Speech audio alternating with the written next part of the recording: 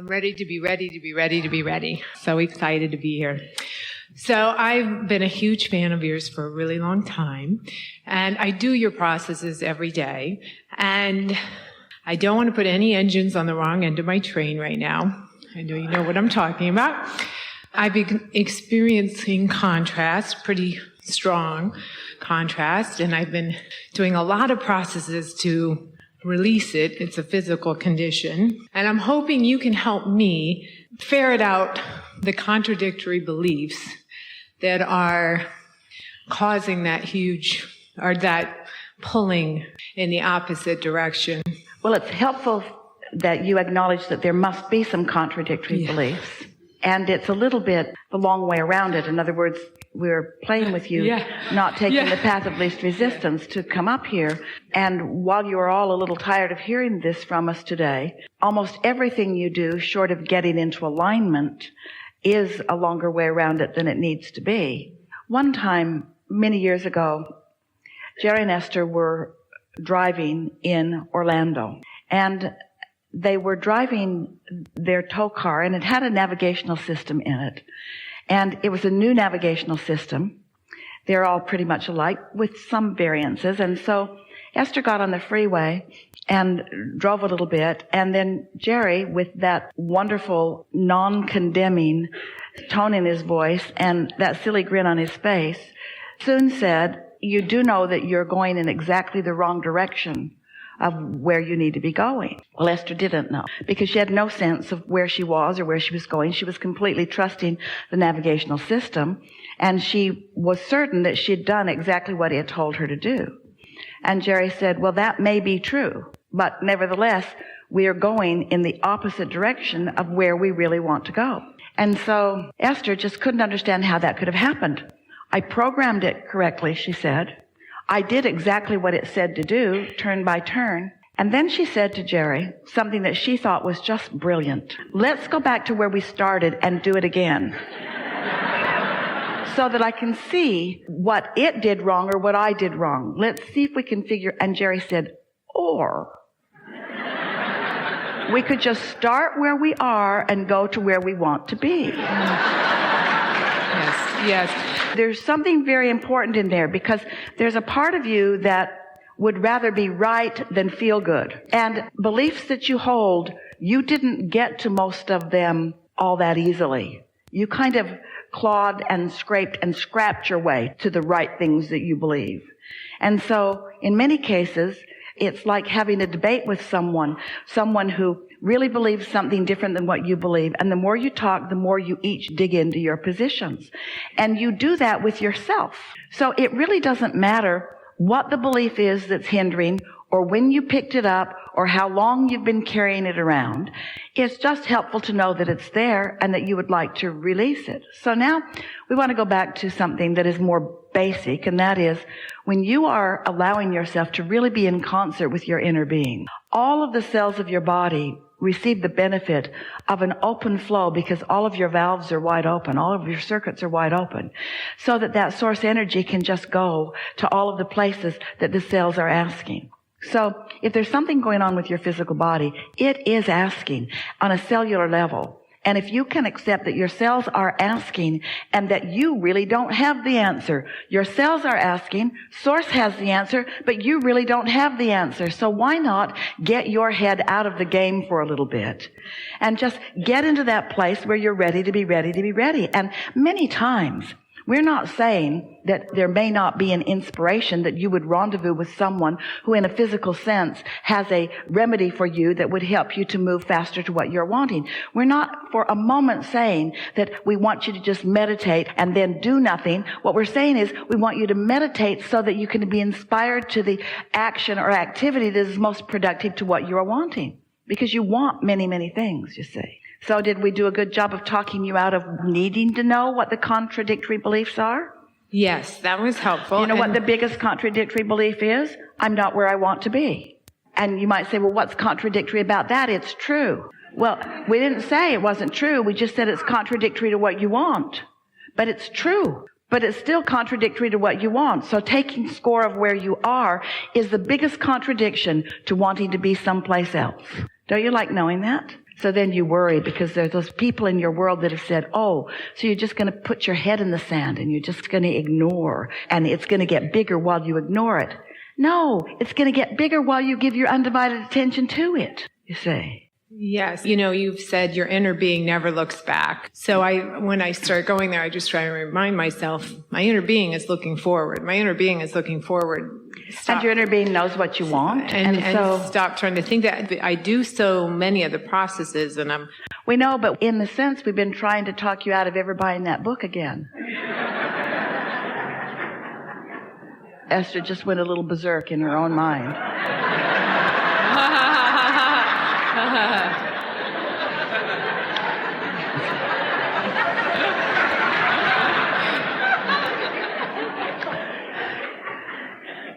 But you can get into sort of a rut where sometimes the processes that you do just shore up beliefs that are not helpful.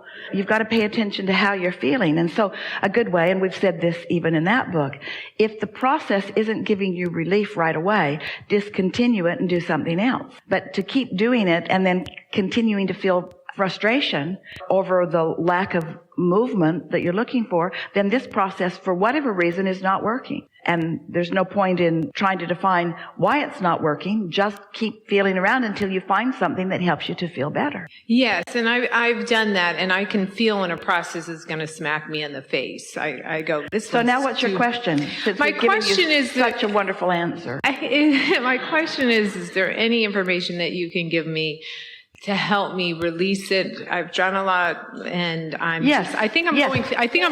We have something really good for you. Yes. Stop it! I know. It's like that Bob Newhart. If you've ever seen the Bob Newhart clip, he's the psychiatrist and just keeps yelling. We wrote that piece. Did you write that bit? It was very good. It was very good.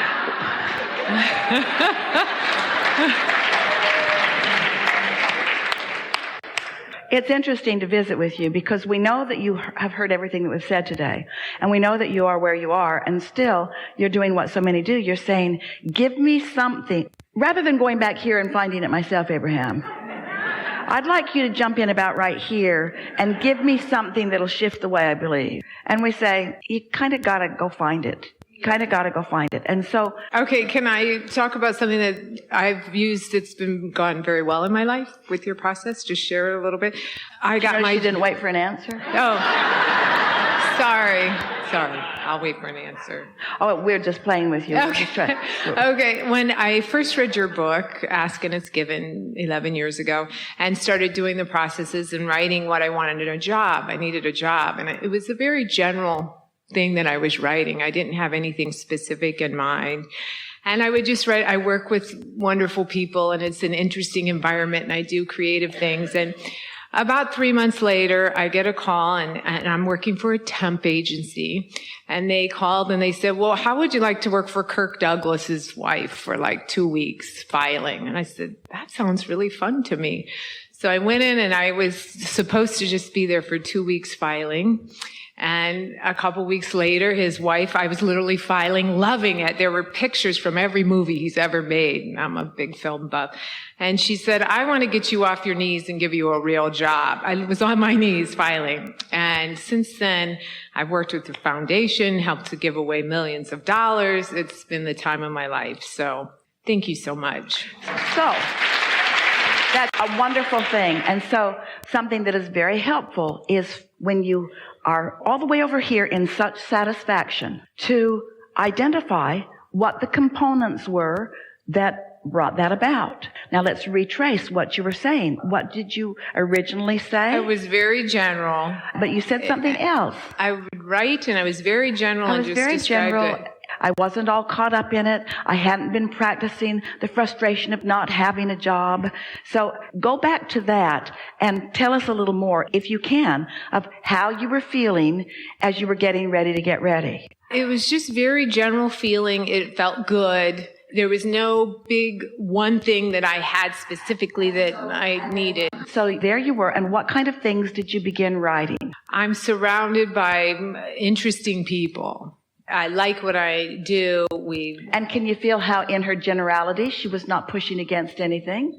And all of those things were already in the vortex, and your inner being already knew that that was out there for you if you could find your way to it. And so can you recall even more? I definitely said, like, it follows my natural rhythms, during the day. Working, and it follows my natural rhythms, and I get to do a variety of things. And so you didn't get so specific that you shot yourself in the foot in any way. Right. You were general enough, and it felt good while you were doing it. Now, here's a big piece of this question.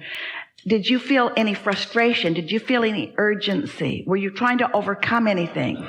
Not at the time, yeah. Not at the time. Yeah. Not about that. Isn't it perfectly logical from what you know that she could get there from there because there just wasn't anything junking up the trail? And so that is the path of least resistance to anything that feels like a dilemma or a solution that you're looking for. If you can recall situations where you know you moved from a place of not having to a place of having something that you want, and you identify, most important, not what you did, but how you felt as you were moving along. Wouldn't you say that there was not any angst in your vibration about that? There was no angst. It gets even better. When I was 17 years old, I was living in another state, Illinois, and my friend said, let's move to LA. And our parents drove us out just for a vacation, and they got us out in Hollywood, and we went, oh, I don't think we could live here. It was very scary to us. And then they drove us to Beverly Hills, and we got out right in front of Rodeo Drive, and I said,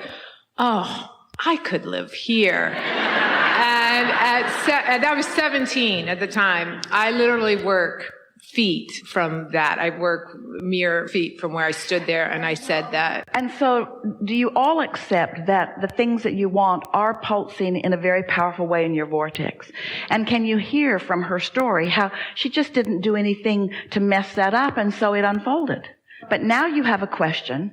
I've got something that I'm not doing that about. So how can I get there? And we say the same way that you got there, which begs the question, but there was nothing that was already messing it up. So it was easy not to put it in because it wasn't there. But now there's something that's messing it up. How do I not put it in? And that's when we say those processes may not be deep enough for you because they're just causing you to continue that you feel a little better and then you don't. You feel a little better and then you don't. You feel a little better and then you don't. You got to go deeper. That's all. It's so simple. You got to go to the place. You've got to go, and frequently, we're talking about 15 or 20 minutes a day for a week or 2 or 3. You got to go to that place where you're having no thought whatsoever about that.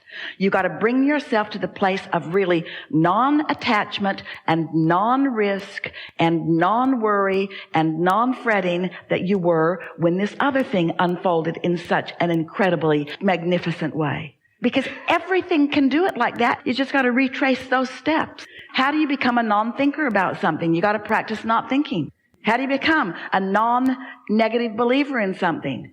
Well, you could replace it with positive beliefs, but that's not easy to do. Because every time you take a negative belief and you try to replace it with a positive belief, the negative belief stands there in sort of resistance to the positive belief. It's law of attraction, saying you've picked up this stick and you're on this end of it, and we know you want to be on this end of it, but you are on this stick, and this stick has a habit of vibrating in you. And so when you pick up this stick, it's going to vibrate right where you're used to vibrating. You say, oh no, I've got a book of processes. I'll do the processes, and they help a little bit, and some of them help more than others. In fact, each one of them is defined to tell you if this is the emotion you're mostly feeling, then this is a process that will probably help you to go deep enough. In other words, those processes are well thought out. But today we're telling you why they work or why they don't work. And so do you want to pick up that stick and then have to overcome the belief of activation that you've had going for a while? Or do you want to just leave that stick to be dormant while you find vibrational alignment with who you really are?